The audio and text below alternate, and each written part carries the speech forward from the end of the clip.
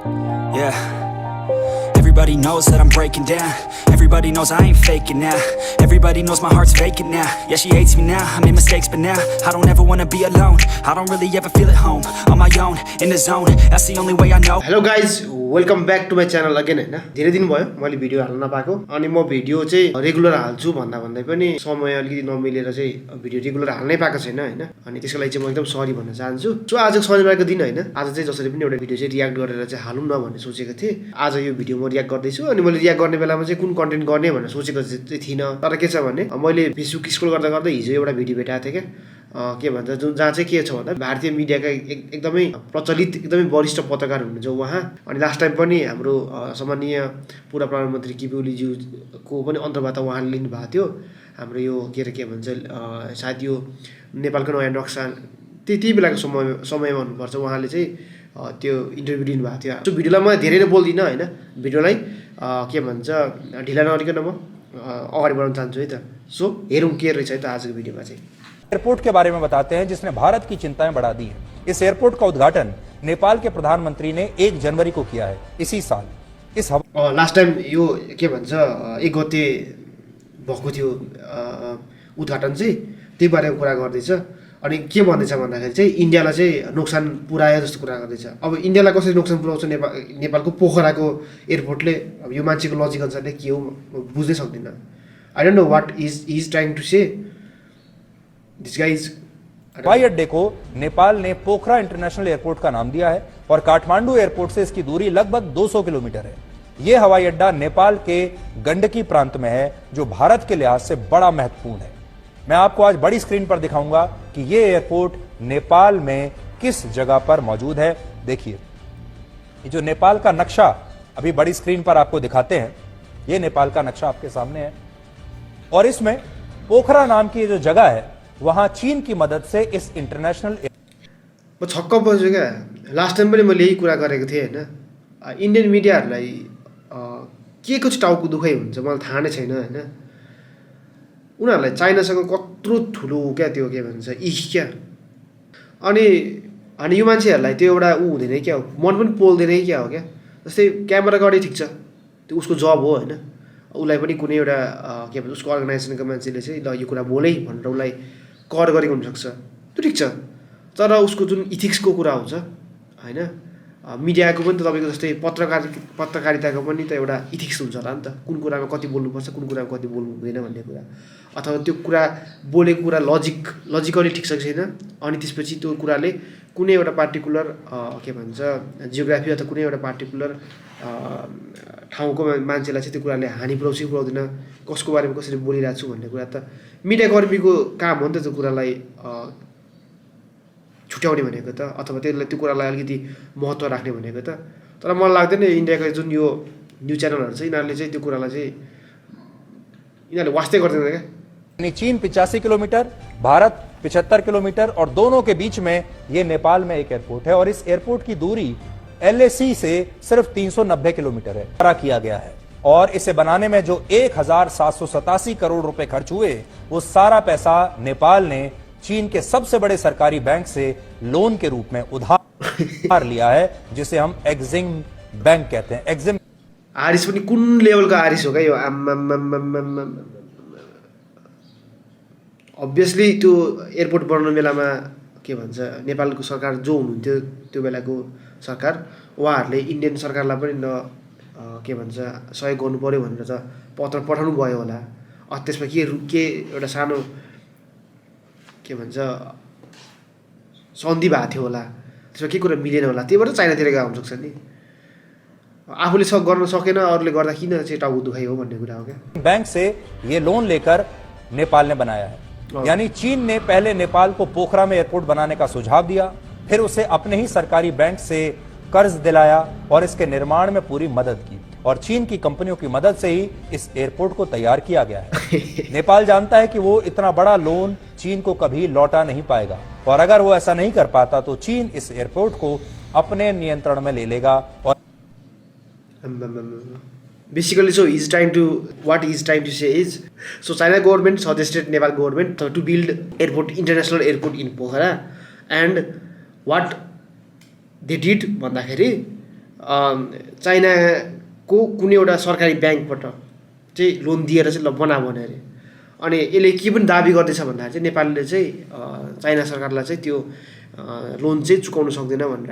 यही वजह है कि अब नेपाल की सरकार ने चीन से कहा है कि उसे लोन की इस राशि को सहायता राशि में बदल देना चाहिए और इस लोन को भूल जाना चाहिए, जबकि चीन ने अभी से अपने इरादे बताने शुरू कर दिए। चीन ने त्यहाँ त तपाईँको हुने भनेको त चाइनिज सरकार र नेपाली सरकार हो नि त बसेर कुरा हुने भनेको त त्यो मिटिङमा त त्यो मिटिङमा जे कुरा भयो कस्तो कस्तो कुरा भयो यो कुरामा अहिलेसम्म जहाँसम्म मलाई लाग्छ नेपाली मिडियाहरू कसैले पनि बोल्नु भएको छैन होला। किनभने त्यो कुरा बोल्नुपर्ने जरुरी पनि छैन क्या। कसरी बन्यो कसले ल्यायो के ल्यायो कहाँबाट ल्यायो के गर्नु कसो त्यो कुरा कन्सर्नको कुरा होइन क्या। जुन आम नागरिक छ नि हामी जस्तो जनता छ नि, हामी जस्तो जनतालाई चाहिँ सही सूचना दिने कि नदिने, सही सूचना पुगेको छ कि छैन भन्ने कुरा त्यो काम कसको हो त? मिडियाको हो नि त होइन। सरकारी निकायमा भएको निर्णयलाई आम नागरिकसम्म पुर्याउने काम भनेको मिडियाको हो नि त। अब यो मिडियाकर्मीले के गरिरहेको छ भन्दाखेरि भारतको जुन नागरिक हुन्छ यो त नेसनल टेलिभिजन हो नि त। नेसनल लेभलको टेलिभिजनमा त यसरी जे पाइ त्यही भन्न त पाउँदैन नि त। एयरपोर्ट को दिस इज कम्प्लिटली बुलशिट क्या मैन, दिस इज कम्प्लिटली बुलशिट। अपने महत्वाकांक्षी प्रोजेक्ट वन बेल्ट वन रोड का हिस्सा बना लिया है, जो भारत के लिए अच्छी खबर नहीं है, क्योंकि चीन नेपाल यो मान्छेलाई नेपालमा कसले किन झपार्दैन क्या? म त भेट त हान्छु ल यो मान्छेलाई। में जो कुछ भी कर रहा है उसके पीछे उसका मकसद भारत की घेराबंदी करना ही है और कोई नहीं। चीन जानता है कि नेपाल भारत के oh my God man, oh my God. सुन्नु नै, just listen what is trying to say. One road का हिस्सा बना लिया है, जो भारत के लिए अच्छी खबर नहीं है, क्योंकि चीन नेपाल में जो कुछ भी कर रहा है उसके पीछे उसका मकसद भारत की घेराबंदी करना ही है और कोई नहीं। कसरी हुन्छ क्या त्यो पोसिबल? यदि यो मान्छेले त्यो के भन्न खोजिरहेछ भन्दाखेरि चाइनाले के कुरा चाहिँ नेपालमा आएर हेल्प गर्यो भने चाहिँ के हो त? त्यसको के हो त? मेन के भन्छ इन्टेन्सन चाहिँ के हो त? मेन इन्टेन्सन भनेको चाहिँ त्यसले इन्डाइरेक्टली इन्डियालाई एट्याक गर्न खोजेको भन्दैछ। सेम कुरा इन्डियाले पनि त चाइनालाई चाहिँ के नेपाललाई हेल्प गर्न खोज्छ भने त इन्डियाको पनि त इन्डिया सरकारको पनि अन्डरमा त नेपालमा धेरैवटा विकासका कुराहरू भएको छ नि त होइन, भएको छ। त्यो हो भने त इन्डियाले पनि त इन्डाइरेक्टली चाइनालाई एट्याक गर्न खोज्यो नि त। आजसम्म चाइनिज मिडियाले चाहिँ किन त्यो कुरा बोलेको छैन भन्ने कुरा हो क्या। जस्तै यसले यहाँ फुकिरहेछ क्या, कस्तो लजिकलेस कुरा चीन जानता है कि नेपाल भारत के लिए बहुत महत्वपूर्ण है और भारत भी जानता है कि नेपाल भारत के लिए भी बहुत महत्वपूर्ण है, इसलिए तो आपको बहुत दुख हो रहा है ना। और नेपाल के साथ भारत की 1850 किलोमीटर लंबी सीमा लगती है, जो ये आप देख रहे हैं। ये नेपाल के साथ हमारी सीमा है 1850 किलोमीटर, जबकि नेपाल चीन के साथ 1439 किलोमीटर लंबा बॉर्डर शेयर करता है। नेपाल की जो सीमा है चीन के साथ वो आप ऊपर देख सकते हैं, यहां से आपको समझ में आ जाएगा। यानी भारत और चीन के बीच में नेपाल पड़ता है। अब भारत इस सीमा से सिर्फ 75 किलोमीटर दूर नेपाल में ये एयरपोर्ट बना है, जहां से उसके लिए भारत पर नजर रखना और भारत तक पहुंचना बेहद आसान हो जाएगा। इसके अलावा चीन नेपाल में भारत के प्रभाव को कमजोर करना चाहता है, इसलिए उसने 3 करोड़ की आबादी वाले नेपाल को कर्ज और निवेश के जाल में फंसाना शुरू कर दिया है। नेपाल में आज जितना भी विदेशी यो मान्छेले भारतले सीमा हडपेको, भारतले के भन्छ 6 महिना 1 वर्ष के भन्छ तपाईँको नाकाबन्दी गरेको देख्दैन। भारतले के भन्छ तपाईँको नेपाललाई कुन लेभलसम्म त्यो इम्पोर्ट गरेको सामानहरूमा कर्ज उठाइरहेको छ त्यो देख्दैन। अब यहाँ चाइनाको के भन्छ सरकारले नेपालमा एयरपोर्ट बनायो, त्यसले गर्दा अब इन्डाइरेक्टली भारतलाई चाहिँ गाह्रो पार्छ। अनि त्यो कुराले गर्दा चाइनाले के यहाँनिर चाहिँ षड्यन्त्र रचिरहेछ भन्दाखेरि चाइनाले चाहिँ यहाँ अब नेपाललाई चाहिँ अलिकति कर्ज, नेपाललाई अलिकति के भन्छ पैसा दिए जस्तो गरेर नेपाललाई चाहिँ अलिकति चाइनातिर डिपेन्डेन्ट बनाउन खोज्दैछ भन्ने जस्तो कुरा गरिरहेछ क्या। दिनुपर्ने यार माछीको खोललाई। निवेश है उसमें सबसे ज्यादा हिस्सेदारी भारत की रही है। नेपाल में जुलाई 2021 तक जितना विदेशी निवेश हुआ उसमें भारत की हिस्सेदारी कोट पेन्ट टाई चाहिँ फेरि अमेरिकन स्टाइलमा फेरि हिन्दी उसलाई भारत यस्तो माया लाग्छ भने त धोती लाएर आउनु नि त त्यसमा त यहाँनिर होइन त धुत्ल्याएर बस्नु ट्याक्क बस्नु अनि त्यसपछि केही नलाउने के पेपर पनि नबोक्नु कस्तो हावा हावा कुरा गर्छ यार यो मान्छेले कस्तो लजिकै नभएको कुरा गर्छ यार मलाई रिसै उठिसक्यो यार म यहाँ दिन मिल्यो भने यहीँबाट दिन्थेँ यार म 33.3% की थी, जबकि चीन की हिस्सेदारी 14.5% की थी, लेकिन अब वो बढ़ रही है। अगर सिर्फ पिछले 6 साल की बात करें तो नेपाल में चीन ने सालाना निवेश बढ़ा दिया है और पिछले 6 साल से वो नेपाल के लिए सबसे बड़ा विदेशी निवेशक बना हुआ है। नेपाल में चीन के बढ़ते प्रभाव का दिस इज टोटली रङ है guys, this is totally wrong होइन। The thing he is trying to say is totally wrong. If you are watching this होइन, if any of you are watching this from India, I am extremely sorry for saying this. I am not trying to hate you guys, but I am literally my mind is going to burst क्या। If I get a chance होइन, it is for sure I will blow his head क्या with my this sponge. I will blow his head कसम से। मैं इस आदमी का ना मैं थोपड़ा बिगाड़ दूंगा। जो भी इस आदमी ने अभी किए है ना, अभी किए दिया है, I don't know, I am not trying to, my mind is completely blank है ना। और I am not even don't know what I am trying to speak है ना। मेरा हिंदी एकदम कमज़ोर है, इसलिए मैं जो भी बात कहना चाह रहा हूँ वो बात आप लोग को परफेक्टली के नहीं पा रहा हूँ है ना। इसलिए I am very sorry for this. But the thing, this person, this man, so called big media person is trying to spread fake news. Just note it down. This so-called famous top media person is trying to spread fake news. And if you are truly an Indian, you guys will never ever believe what is trying to say. Man, what the कसम पड़ेगा ना मलाई सके बंचना था नहीं। सबसे बड़ा कारण है वहां की अंदरूनी राजनीति। नेपाल की प्रचंड सरकार के पास इस समय 165 सांसदों का समर्थन है, जिनमें 32 सांसद उनके हैं और सबसे ज्यादा 78 सांसद पूर्व प्रधानमंत्री केपी शर्मा ओली की पार्टी के हैं। ये नेपाल का अंदरूनी राजनीति का पूरा गणित आपके सामने है। ये ओली का गुट है, सीपीएन यूएमएल, जिसके पास 78 सांसद हैं, और यहां आप देखेंगे सीपीएन एमसी, इसके पास 32 सांसद हैं और प्रचंड इसी पार्टी के नेता हैं। तो आप सोचिए 32 सांसद होने के बावजूद भी वो प्रधानमंत्री बन गए और ओली के पास 78 सांसद हैं, वो अभी नहीं बन पाए।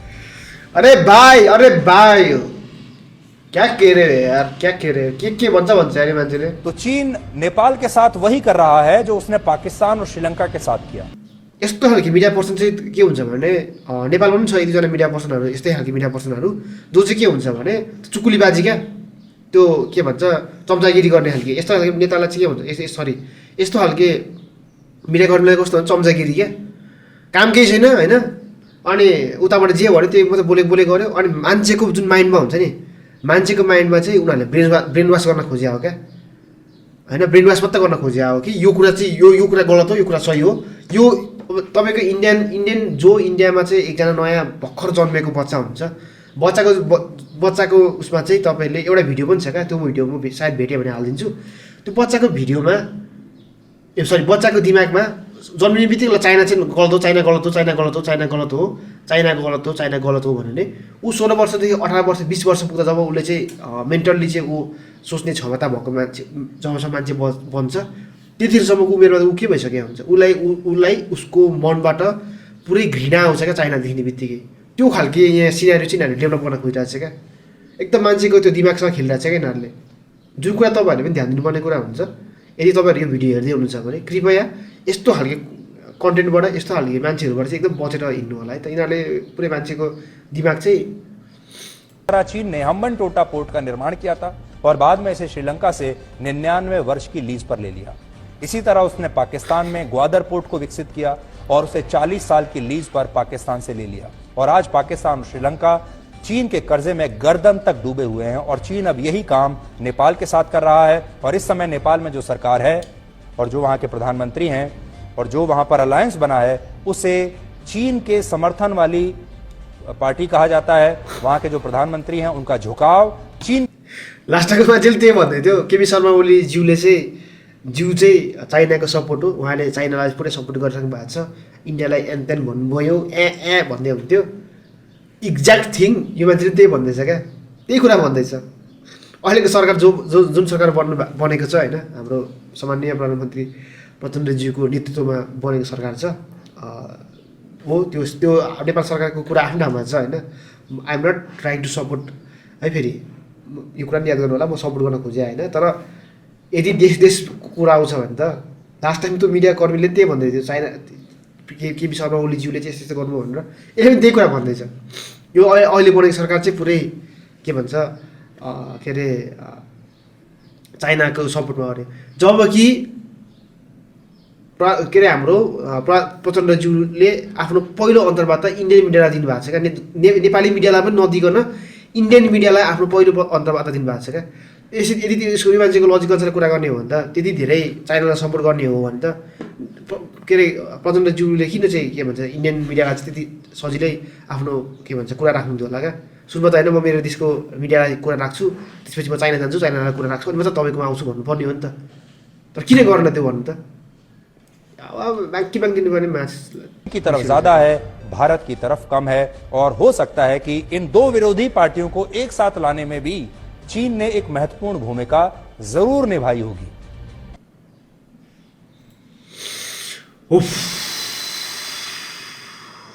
म सोचेको थिइनँ म यस्तो टाइपको रियाक्सन आउँछ भनेर। मैले के बोलेको मलाई थाहा पनि छैन होइन, तर मेरो दिमाग नि यस्तो तात्तिरहेछ अहिले।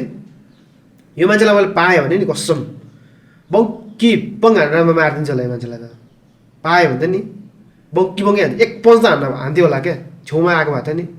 यस्तो त त्यो चाहिने नचाहिने कुरा क्या, चाहिने नचाहिने कुरा कम्प्लिटली पुरै त्यो मान्छेको इन्डियन नागरिकको जुन दिमागमा चाहिँ एकदम त्यो भ्रम फैलाइदिरहेको छ क्या, भ्रम जहाँ चाहिँ चाइनाले चाहिँ नेपालको थ्रुबाट नेपालको भूभागमा आएर इन्डियालाई चाहिँ पुरै इन्डाइरेक्टली चाहिँ के भन्छ उ गर्न खोज्छ, षड्यन्त्र रचिरहेछ भन्ने टाइपको होइन, पुरै भ्रम फैलाइदिरहेको छ क्या।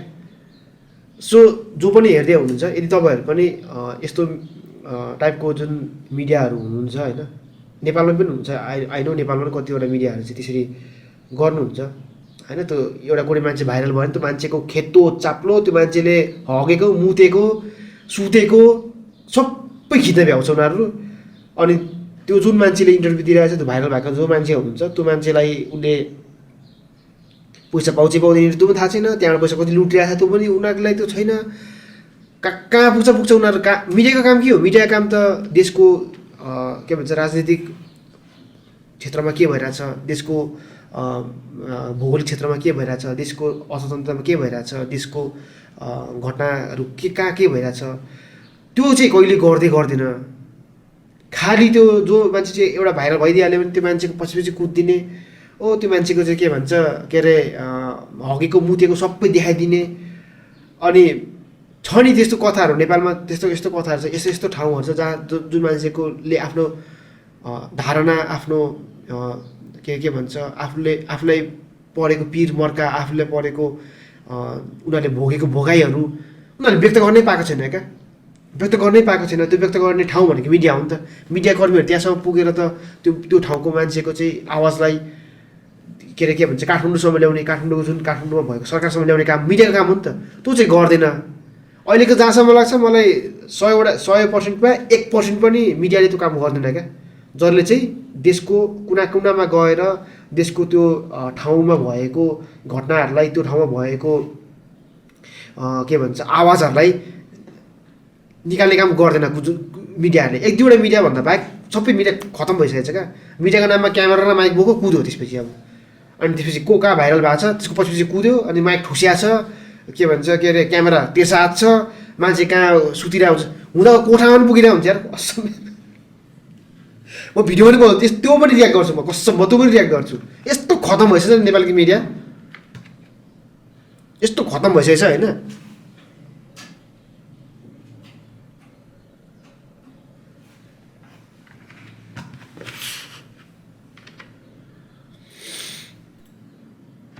लास्टै खतम भइसकेछ क्या खास खतम देश पुरै के भन्ने यार दुःख लाग्छ यार यो के भन्छ यस्तो खालके सिनारियो देख्दाखेरि होइन मान्छेहरू आफ्नो काम कर्मको जुन मर्यादा हुन्छ त्यो मर्यादा जुन त्यो आफ्नो काम कर्मको चाहिँ जुन त्यसलाई के भन्छ अब नेपालीमा मलाई एक्ज्याक्ट वर्ड थाहा भएन तर के हुन्छ भने एटलिस्ट जिम्मेवारी त हुनु पऱ्यो नि एउटा जिम्मेवार नागरिक भइसकेपछि आफूले के काम गर्दैछ त्यो कामप्रति त आफ्नो जिम्मेवारी त व्यक्त गर्नुपर्छ नि आफूले जिम्मेवारी पूर्ण हिसाबले काम त गर्नुपर्छ नि त्यो देखिँदैन क्या दुःख लाग्छ यस्तो कुराहरूमा सो तपाईँहरू पनि यो भिडियो हेर्दै हुनुहुन्छ भने कृपया मेरो सजेसन चाहिँ तपाईँहरूले पनि अलिकति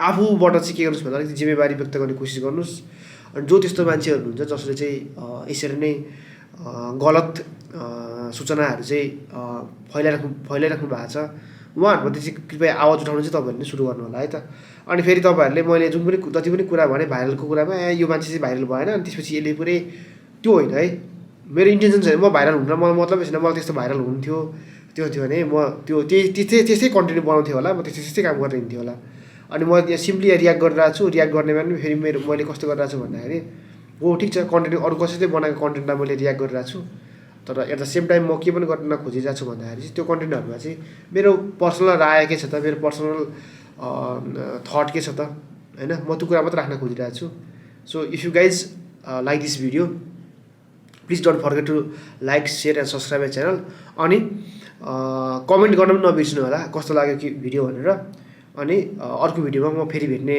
बाचाका साथ अहिलेलाई भने बिदा हुन्छु हस् त नमस्ते जय नेपाल